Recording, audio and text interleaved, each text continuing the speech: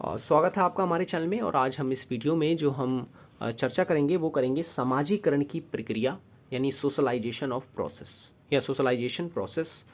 और ये वीडियो जो है ये काफ़ी इंपॉर्टेंट है अगर आप लोग तैयारी कर रहे हैं सीटेट, DSSB या फिर किसी भी टीचिंग एग्ज़ाम्स के लिए। सभी एग्ज़ाम में जो है CDP के क्वेश्चंस पूछे जाते हैं, तो उन सभी के लिए काफ़ी इंपॉर्टेंट है। तो वीडियो को एंड तक देखें। वीडियो पसंद आए तो लाइक ज़रूर करें, चैनल को सब्सक्राइब नहीं किया तो ज़रूर कर लें, ताकि जब जब हम वीडियोस डालें आपको नोटिफिकेशन जो है मिलता रहे। अगर आप हमारी पहले की वीडियोस को देखना चाहते हैं तो लिंक जो है वो हमने डिस्क्रिप्शन में दे दी है, आप वहाँ जा कर के हमारी पहले की वीडियोस को भी देख पाएंगे। तो चलिए शुरू करते हैं। समाजीकरण।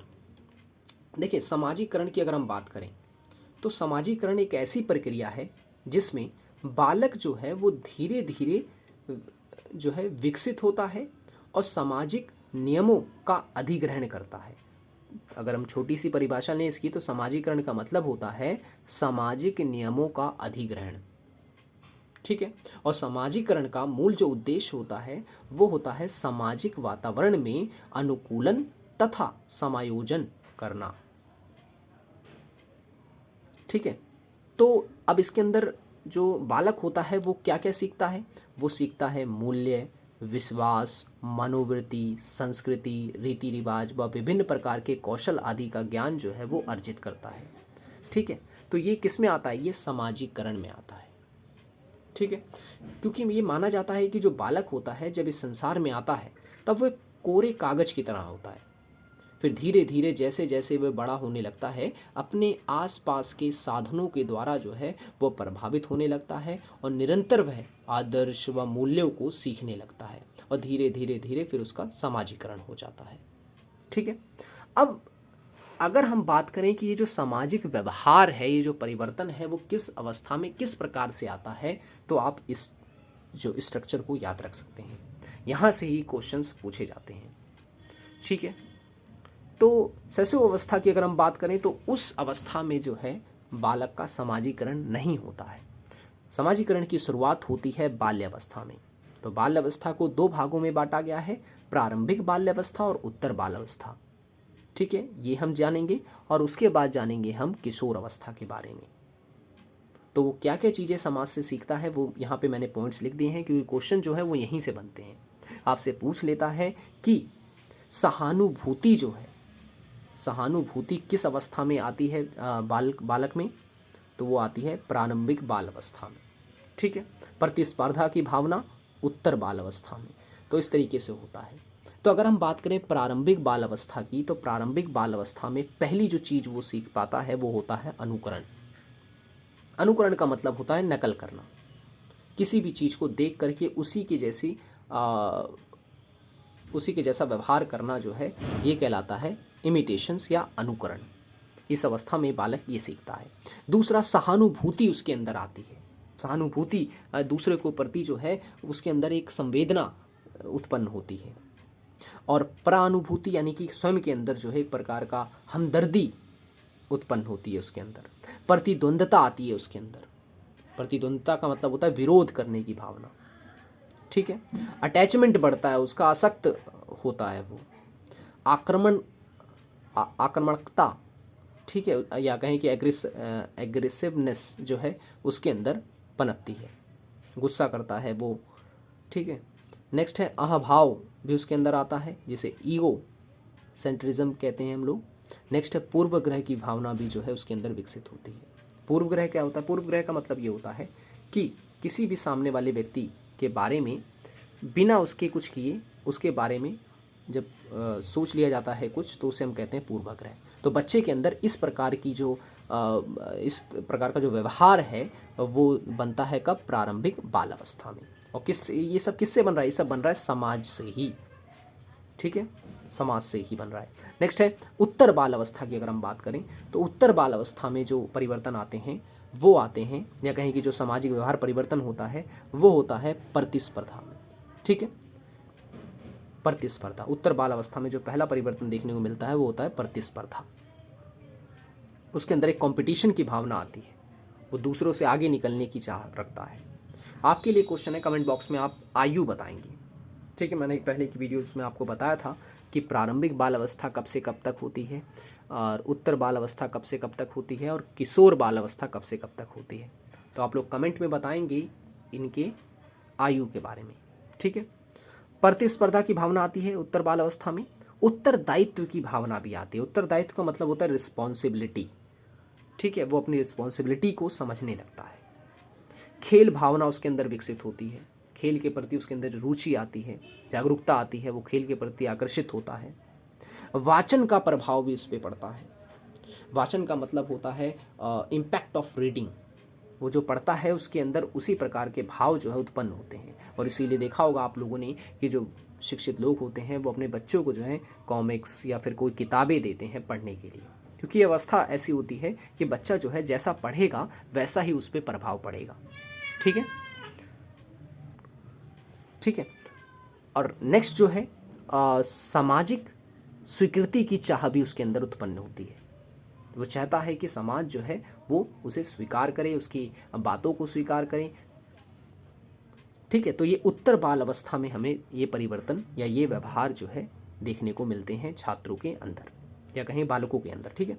किशोर अवस्था की अगर हम बात करें, ठीक है, किशोर अवस्था की हम बात करें तो इस अवस्था में जो है वो काफ़ी बदलाव जो है देखने को मिलता है बालकों के अंदर। पहला है वो दोस्तों का प्रभाव। दोस्तों का प्रभाव उस पर पहला देखने को मिलता है। उसके दोस्त बनते हैं। ठीक है, वो दोस्तों में रहना ज़्यादा पसंद करता है। समूह का निर्माण करता है इस अवस्था में वो। ठीक है, समूह की भावना उसके अंदर उत्पन्न होती है। मैत्री भावना का विकास होता है। व्यवसाय चयन में उसकी रुचि बढ़ती है। ठीक है, व्यवसाय चरण में उसकी रुचि बनती है, यानी इस अवस्था में जो है वो कार्य जो है, बिजनेस जो है वो चूज़ करने लायक हो जाता है। विद्रोह की भावना भी इसमें होती है, गलत होने पे विद्रोह की भावना, और समूह के प्रति एक विश्वास भी इसके अंदर आता है। तो ये वो व्यवहार था जो एक बालक जो है वो सीखता है, किससे? समाज से सीखता है। और जब ये चीज़ें समाज से वो ग्रहण करता है तो इसे ही कहते हैं हम समाजीकरण। ठीक है, और समाजीकरण जो है आप देख सकते हैं कि प्रत्येक बालक की अवस्था के अनुसार हो रहा है। वह प्रारंभिक बाल अवस्था में उसने अलग अलग चीज़ें सीखी समाज से, उसके बाद उत्तर बाल अवस्था में उसने अलग चीज़ें सीखी, और किशोर अवस्था में जो है उसने अलग अलग चीज़ें सीखी। तो इस प्रकार का जो ये परिवर्तन है ये सामाजिकरण के कारण ही आता है। ठीक है, अब बात करते हैं सामाजिक व्यवहार को जो है शुरू करने वाले कौन होते हैं, क्योंकि जब एक बच्चा होता है तो उसे एकदम से तो समाज के सामने रख नहीं दिया जाता। ठीक है, तो सबसे पहले जो है उसका समाजीकरण किसके द्वारा होता है, यहाँ पे मैंने 4 पॉइंट्स लिखे हुए हैं, ये आपको समझने हैं। पहला है परिवार। ये माना जाता है, क्या ये सब जानते हैं कि परिवार जो है ये बालक की प्रथम पाठशाला होती है, यानी पहला जो स्कूल होता है बालक का उसका परिवार होता है। और परिवार एक प्राथमिक समूह होता है जिसमें माता पिता भाई बहन चाचा चाची आदि जो है शामिल होते हैं। और बालक सर्वाधिक जो रुचि होती है, सर्वाधिक समय जो होता है वो इन्हीं लोगों के साथ व्यतीत करता है। ठीक है, और परिवार का प्रभाव जो है वो बालक पर काफ़ी देखने को मिलता है। परिवार अच्छा होगा तो बालक अच्छा होगा। परिवार में अगर एकता नहीं है, लड़ाई झगड़ा है, तो उसका असर जो है बालक पे स्पष्ट तौर पर देखने को मिलता है। ठीक है, तो ये माना जाता है कि जो परिवार होता है, उनकी जो माता पिता होते हैं, उनकी जो अंतक्रिया होती है उसी का प्रभाव जो है बच्चों पे देखने को मिलता है। ठीक है, तो ये चीज़ आपको याद रखना है। और इसीलिए जो है जब बच्चा स्कूल जाता है तो सबसे पहले उसके अपने परिवार के ऊपर ही लाइनें लिखवाई जाती हैं, मेरे परिवार के ऊपर, मेरे स्कूल के ऊपर, इसलिए। ठीक है, तो ये चीज़ आपको याद रखना। पहला पाठशाला क्या है उसका, बच्चे का या बालक का, तो वो होता है उसका परिवार। अब बात करते हैं इस आस पड़ोस की। ठीक है, अब परिवार से फिर वो निकलता है आस पड़ोस में। ठीक है, अब स्कूल नहीं आता, स्कूल तो वो तीसरे नंबर पे हम डिस्कस करेंगे। ठीक है, सबसे अगर क्रम आपसे पूछ ले तो क्रम भी आपको याद रखना है। पहला परिवार, दूसरा आस पड़ोस, फिर स्कूल और फिर मित्रगण। ठीक है, तो आस पड़ोस की अगर हम बात करें, ठीक है, ठीक है, तो अगर हम बात करें आस पड़ोस की, तो आस पड़ोस के व्यक्तियों के संपर्क में आने पर जो है बालक नए नए व्यवहार सीखता है। बालक अपने पड़ोसियों के साथ काफ़ी समय गुजारता है, अंत पड़ोसियों के साथ परस्पर प्रक्रिया का प्रभाव जो है उसके सामाजिक विकास पर पड़ता है और इसी प्रकार इसी प्रभाव के कारण ही उसका सामाजिकरण जो है वो होता है।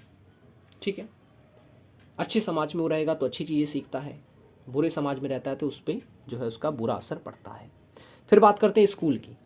परिवार के बाद अगर हम बात करें तो स्कूल ही एक ऐसी संस्था है जिसमें जो है बालक सबसे अधिक समय व्यतीत करता है, क्योंकि वहीं पर जो है अत्यधिक समय वो व्यतीत करता है और वहीं पर जो है सामाजिक, ठीक है ना, राजनीतिक, ज्ञानात्मक कौशल जो है वहाँ पर वो सीखता है। राजनीतिक कह रहा हूँ मैं, ज्ञानात्मक कौशल जो है वहीं पर वो सीखता है।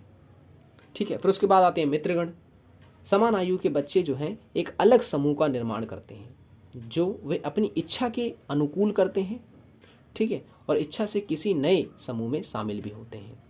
ठीक है, अब अगर ये समूह सही है तो उस पर बच्चे पे सकारात्मक असर पड़ेगा, सकारात्मक प्रभाव पड़ेगा। अगर ये समूह गलत है तो इस पर जो है ये नकारात्मक प्रभाव भी पड़ता है। ठीक है, अब अगर हम बात करें तो इन सब के अलावा जो है संस्कृति, भाषा, योग्यता, व्यवसाय, प्रसंग, आर्थिक स्थिति आदि का प्रभाव भी जो है हमें देखने पर को मिलता है। सब समाज का ही प्रभाव नहीं होता, हालांकि ये सब जो मैं पॉइंट बता रहा हूँ ये सारे के सारे समाज के अंदर ही आते हैं। ठीक है, लेकिन वर्तमान में बालकों का समाजीकरण जो है वो इनके साथ साथ सबसे ज़्यादा जो होता है वो आजकल देखने को मिल रहा है television, media, internet, WhatsApp, Facebook, Twitter आदि पर जो है आदि का प्रभाव जो है बच्चों पे ज़्यादा देखने को मिलता है। ठीक है, तो ये भी चीज़ आपको याद रखनी है। क्वेश्चन जो है वो घुमा कर पूछ सकता है, तो आपको जो है कंसेप्ट दिमाग में रखना है। ठीक है, और किस टाइप के क्वेश्चंस को कैसे हैंडल करना है ये आपको आना चाहिए। हालांकि हम प्रीवियस ईयर के क्वेश्चंस भी आगे डिस्कस करेंगे। सो आई होप ये वीडियो आपको पसंद आया होगा। वीडियो पसंद आया हो तो लाइक ज़रूर करें, चैनल को सब्सक्राइब नहीं किया तो ज़रूर कर लें, ताकि जब जब हम वीडियोस डालें आपको नोटिफिकेशन जो है मिलता रहे। मिलेंगे नेक्स्ट वीडियो में। Thanks for watching this video.